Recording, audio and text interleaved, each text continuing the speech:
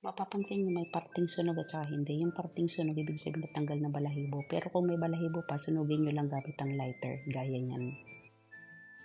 Sa paglinis naman ng dumi, gaya niyan, gamitin ng matutulis na bagay or kung saan kayo komportable para matanggal ang dumi. Or kung nahihirapan pa rin kayo, pwede nyo gupitin sa gitna.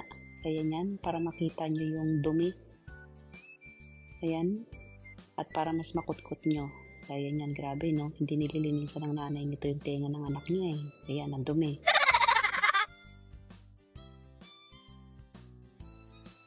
Maliit lang kasi ang kaserola ko, kaya ginupit ko siya sa maliit lang.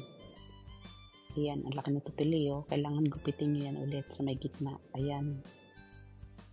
So, ginamit ko ng kutsara para mas madali. Kaya kailangan talaga linisin mabuti yung tenga. Kasi may mga dry skin siya. Siyempre, hindi naman natin gusto na kainin yan. No? Laki ng tutuli, oh. Grabe. Ayan, nakikita niyo malinis na. Ayun. Very good.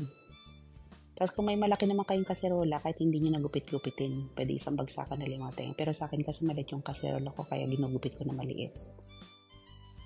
Ito naman, binili ko sa Valor. So, marami kasing klase ng pritong tokwa. Meron kasing malambot na matubig-tubig pa. So, kailangan ng bibilin nyo yung medyo matigas. Pindutin nyo na lang siya. Malalaman nyo naman pag pinindot nyo sa plastic kung kung medyo matigas o hindi matubig, ganyan.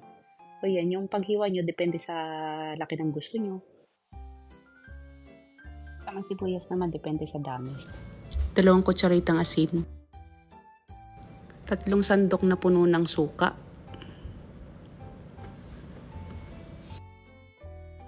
Sa honey naman, 4 na kutsarang puno.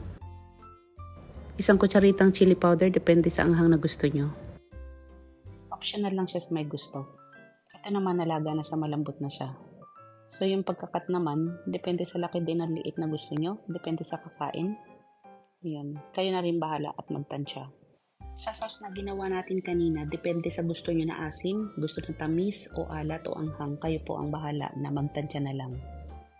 Kapag natapos ko na siya, nilalagay ko siya sa ref for 30 to 1 hour para ma-chill lang siya, mas masarap. Depende sa inyo kung gusto nyo.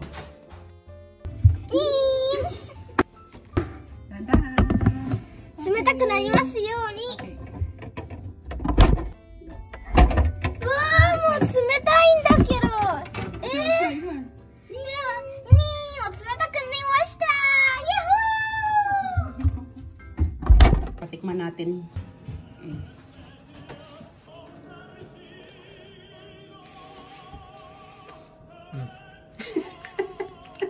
Yung pipino, hinahanap nila yung pipino. Nasa na yung pipino?